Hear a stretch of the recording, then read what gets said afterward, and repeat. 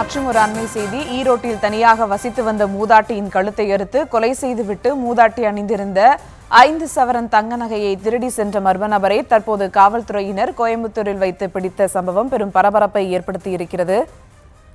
மேலும் விவரங்களோடு இணைகிறார் செய்தியாளர் சக்திவேல். வணக்கம் சக்திவேல், விவரங்கள்.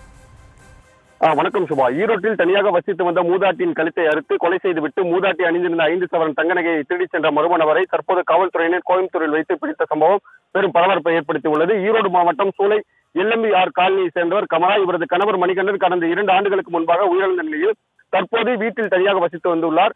இவரது மகன் மகேந்திர சேனாதிபதி பாண்டிச்சேரியில் உள்ள தனியார் வங்கியில் மேலாளராக பணியாற்றி வருகிறார். இந்த நிலையில் தினந்தோறும் தாயாருக்கு தொலைபேசியின் மூலம் மகன் மகேந்திர சேனாதிபதி பேசி வரும் நிலையில் சம்பவத்தன்று வெகு நேரம் தொலைபேசி தொடர்பு கொண்டும் தாயார் எடுக்காததால் சந்தேகம் அடைந்துள்ளார். இதைத் தொடர்ந்து அக்கம் பக்கத்தினருக்கு தகவல் கொடுக்கப்பட்டு தாயாரை வீட்டுக்கு சென்று பார்க்குமாறு அறிவித்துள்ளார். இதனைத் தொடர்ந்து அக்கம் பக்கத்தினரும் ஒன்று சேர்ந்து கமலா வசித்து வந்த வீட்டிற்கு சென்று பார்த்தபோது வீட்டின் முன்பகுதியில் கொடூரமான முறையில் முன்பகுதியில் உள்ள அறையில் கொடூரமான முறையில் கழுத்தறுக்கப்பட்டு ரத்த வெள்ளத்தில் உயிரிழந்து கிடந்துள்ளார். இதனை கண்டு அதிர்ச்சி அடைந்த அக்கம் பக்கத்தினர் மகேந்திர சேனாதிபதிக்கும் வீரபத்திர காவல் நிலைய போலீசாருக்கும் தகவல் கொடுத்துள்ளனர். தகவல் அறிந்து வந்த காவல்துறையினர் கமலாவின் உடலை கைப்பற்றி பிரேத பரிசோதனைக்காக பெருவிர அரசு மருத்துவமனைக்கு அனுப்பி வைத்து வழக்கு பதிவு செய்து குற்றவாளிகளை தேடி கண்டுபிடிக்கும் பணியில் 5 தனிப்படைகளை அமைத்து மாவட்ட காவல் கண்காணிப்பாளர் சுஜாதா தீவிரமாக தேடி வந்தார். இந்த நிலையில் மதுரை மாவட்டத்தை சேர்ந்த ராமர் என்பவரை அதே பகுதியில் தங்கியிருந்து மார்க்கெட்டிங் வேலை செய்து வந்ததாகவும் பல நாட்களாக மூதாட்டி கமலாவை வீட்டில் தனியாக வசித்து வந்ததை ஓட்டமிட்டு வந்ததாகவும் கூறப்படுகிறது.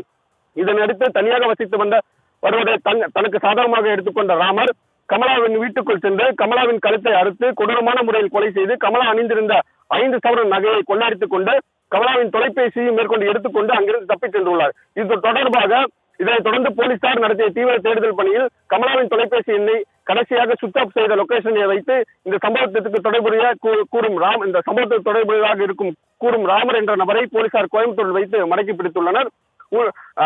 வீட்டில் தனியாக வசித்து வந்த மூதாட்டியை கொடூரமான முறையில் கொலை செய்து அணிந்திருந்த தங்க நகையை கொள்ளையடித்து சென்ற நபரை காவல்துறையை கோயம்புத்தூரில் வைத்து மடக்கி பிடித்த சம்பவம் தற்போது பெரும் பரபரப்பை ஏற்படுத்தி உள்ளது. சிவா,